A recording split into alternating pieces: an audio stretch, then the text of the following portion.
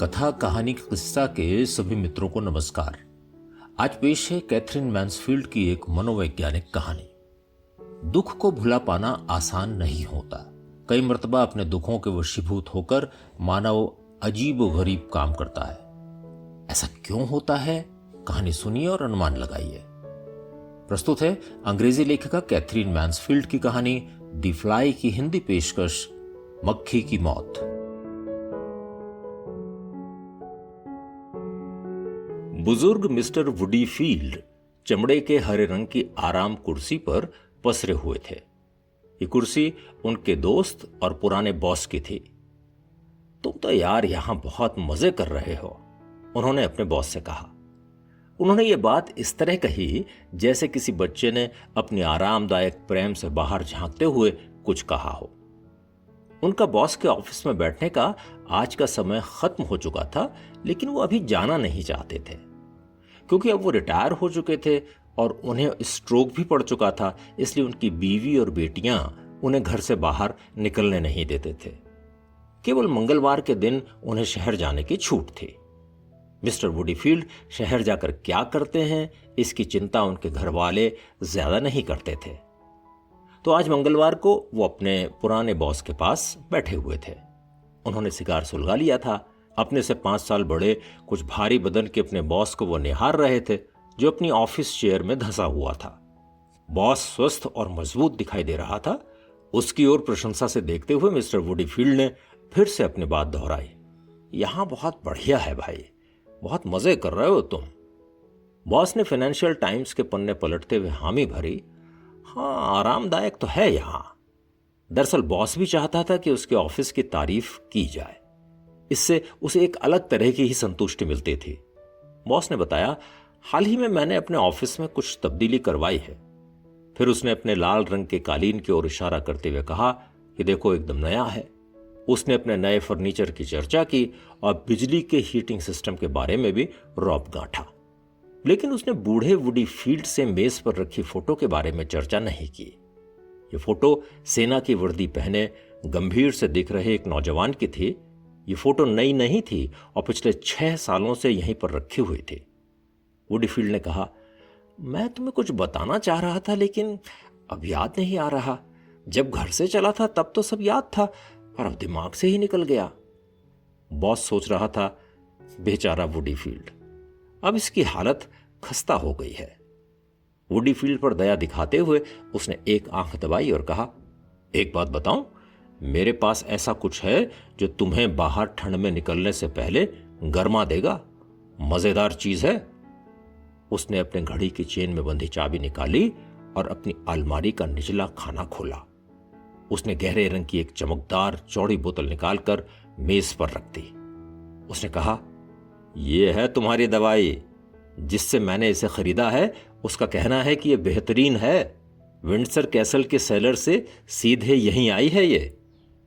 बोतल देखकर mister woody field के मुंह से लार टपकने लगी। वो बोले, अरे ये तो विस्की है ना? बॉस ने बोतल का लेबल दिखाया जिसमें लिखा था कि वो विस्की ही है। बूढ़े वुडी फील्ड ने दुख भरी आवाज में बॉस से कहा, तुम्हें पता है, घर में वो लोग मुझे इसे छूने भी नहीं देते। ऐसा लगा कि बस वो आंसू टपका ही देंगे। मेज पर 2 गिलास रखते हुए बॉस ने फरमाया, कम से कम इस मामले में हम औरतों से ज्यादा जानते हैं। पानी की बोतल मेज पर रखते हुए बॉस ने एक बड़ा सा पैग अपने दोस्त के लिए बनाया और उससे कहा कि इसे गटक ले। बॉस ने यह भी सलाह दी कि अगर विस्की की पवित्रता को बचाए रखना है तो इसे बिना पानी के ही पीना चाहिए। बॉस रुमाल से अपनी मूछें पोंछता हुआ वुडी फील्ड के सामने बैठ गया। मिस्टर वुडी फील्ड ने विस्की का एक घूंट भरा और उसका स्वाद लिया।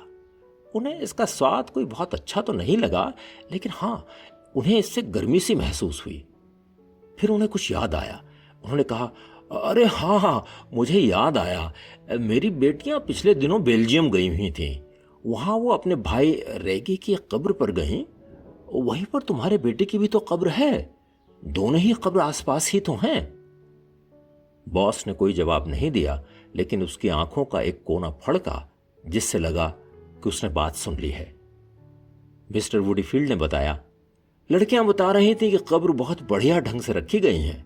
उन्हें साफ सुथरा रखा गया है। मुझे तो ऐसा लगता है कि कब्र अगर यहां होते तो शायद इतने अच्छे तरह से उनकी देखभाल ना हो पाती। तुम अभी तक तो वहां नहीं गए ना? बॉस ने अपना सर हिलाते हुए कहा कि अभी वो वहां नहीं जा पाया है। इसके बाद मिस्टर वुडीफील्ड ने बताया कि कब्रिस्तान में फूल लगाए गए हैं और इधर उधर आने जाने के लिए चौड़ा रास्ता बनाया गया है। फिर उन्होंने उस होटल वाले की कारस्तानियां बतानी शुरू की जहां उनकी बेटियां ठहरी हुई थीं। उन्होंने बताया कि होटल वाले ने छोटी सी जैम की शीशी के लिए उनसे 10 फ्रैंक वसूले। मिस्टर वुडीफील्ड अपनी बात कहकर घर जाने के लिए उठ खड़े हुए। बॉस भी अपनी सीट से उठकर आया और उसने उन्हें विदा किया। कुछ देर तक बॉस वहीं खड़ा रहा। वो खोया खोया सा कुछ सोच रहा था। फिर अपने ऑफिस अटेंडेंट से वो बोला, मैसी, अब आधे घंटे में किसी से नहीं मिलूंगा, समझे? किसी से भी नहीं। मैसी ने हां में गर्दन हिलाई और कहा, वेरी गुड सर। दरवाजा बंद हो गया था। बॉस भारी कदमों से वापस आकर अपनी कुर्सी पर बैठ गया। उसने आगे की तरफ झुककर अपना चेहरा दोनों हाथों से ढक लिया। वो रोना चाहता था, उसकी बहुत इच्छा थी, वो कोशिश भी कर रहा था, लेकिन ऐसा कर नहीं पा रहा था। जब मिस्टर वुडीफील्ड ने उसे बेटे की कब्र के बारे में बताया तो उसे बहुत बुरा महसूस हुआ। उसे लग रहा था जैसे धरती फट गई हो और वुडीफील्ड की बेटियां कब्र में लेटे उसके बेटे को देख रही हों। हालांकि बेटे की मौत को 6 साल बीत गए थे, लेकिन उसकी कल्पना में उसका बेटा वर्दी पहने हुए अपनी कब्र में हमेशा के लिए सो रहा था। मेरा बेटा। उसके मुंह से ये दुख भरी आवाज निकल गई, लेकिन आंखें एकदम सूखी हुई थीं। आंसू की एक बूंद भी उनसे नहीं टपकी। बेटे की मौत के बाद शुरुआती हफ्तों, क्या महीनों और सालों तक वो रोता रहा था। उसे लगता था कि समय भी उसके दुख को कम नहीं कर पाएगा। दूसरे लोग भले ही अपना सामान्य जीवन जी लें, लेकिन उसके बस की बात नहीं है। उसका लड़का अकेला ही था। उसके जन्म से ही बॉस ने अपना व्यापार उसे ध्यान में रखते हुए खड़ा किया था। जीवन का कोई और मकसद रह ही नहीं गया था। उसे पूरा विश्वास था कि उसके बाद उसका बेटा उसका व्यापार आगे बढ़ाएगा। उसका बेटा होनहार भी था, बहुत कुशलता से काम सीख रहा था। युद्ध के 1 साल पहले ही उसने ऑफिस आना जाना शुरू किया था। वो और उसका बेटा साथ साथ ऑफिस आते और साथ ही वापस लौट जाते थे। लोग उसके बेटे के लिए उसे बधाई देते। उसके स्टाफ वालों के साथ भी वो बहुत सहृदयता से रहता था और सभी उसकी तारीफ करते। लेकिन ये सब अब यादें रह गई हैं। ऐसा महसूस होता है जैसे ये सब कुछ हुआ ही नहीं था। उसे वो दिन याद है जब मैसी ने उसे टेलीग्राम थमाया था। उसके ऊपर दुखों का पहाड़ टूट पड़ा था। टेलीग्राम में लिखा था, हम बड़े दुख के साथ आपको सूचित करते हैं कि उसे लग रहा था कि उसकी जिंदगी खत्म हो गई है। बर्बाद हो गए आदमी की तरह वो ऑफिस से घर चला आया था। 6 साल पहले। 6 साल। समय कितनी जल्दी बीत जाता है। ऐसा लगता है कल ही की तो बात है। उसने अपने चेहरे से अपने हाथ हटा लिए। उसे अजीब सी उलझन महसूस हो रही थी। वो सोच रहा था कुछ तो गड़बड़ है। वो जिस तरह से महसूस करना चाहता था उस तरह से महसूस नहीं कर पा रहा था। वो उठ खड़ा हुआ और अपने बेटे की फोटो के सामने जाकर खड़ा हो गया। यह उसके बेटे की अच्छी फोटो नहीं थी। इसमें वो स्वाभाविक भी नहीं लग रहा था। फोटो में वो कुछ कुछ ठंडा और कठोर सा लग रहा था। वो इस तरह का तो था ही नहीं। बॉस ये सब सोच ही रहा था कि उसने देखा कि मेज पर रखी चौड़ी स्याही की दवात में एक मक्खी गिर पड़ी है। वो अपना जी जान लगाकर दवात से बाहर निकलने की कोशिश कर रही है। बाहर निकलने के संघर्ष में लगे उसके पैर जैसे चिल्ला रहे थे, अरे मदद करो, कोई तो मदद करो। दवात के किनारे गीले और फिसलन वाले थे। मक्खी बार बार कोशिश करती और फिसल कर फिर दवात में जा गिरती।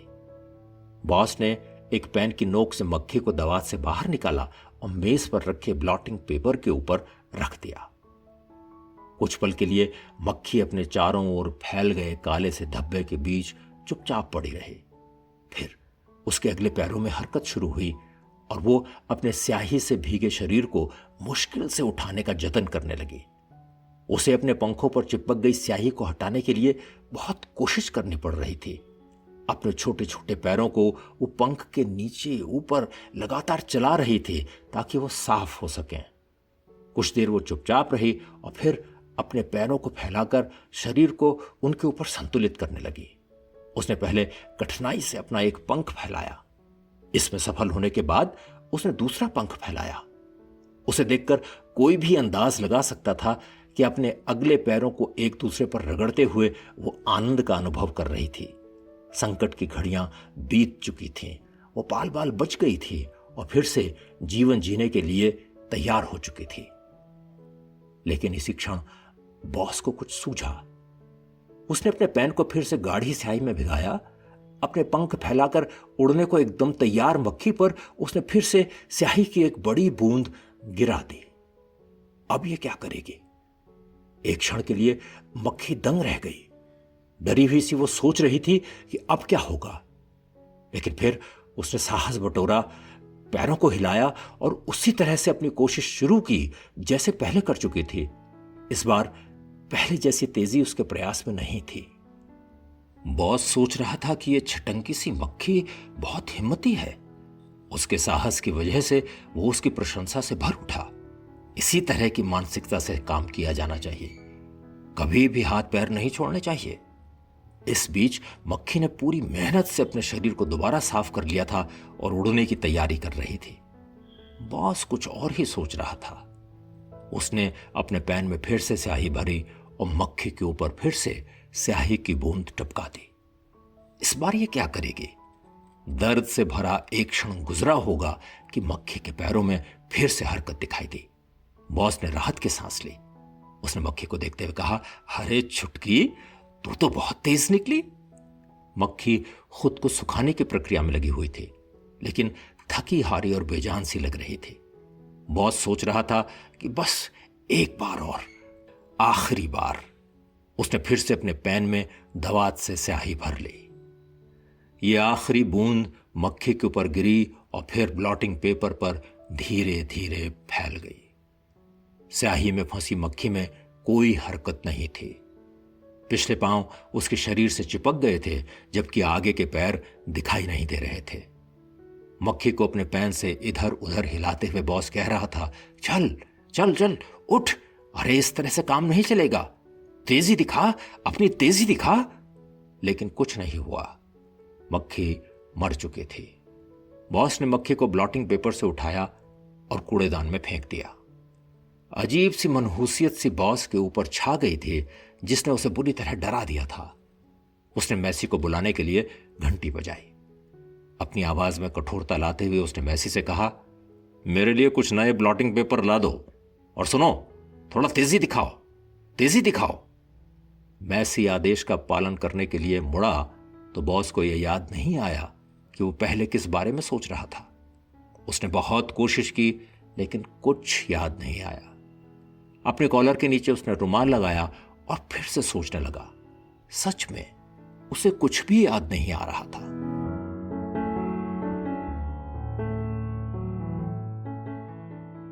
मक्खी की मौत। अभी आपने कैथरीन मैन्सफील्ड की कहानी द फ्लाई की ये हिंदी पेशकश सुने।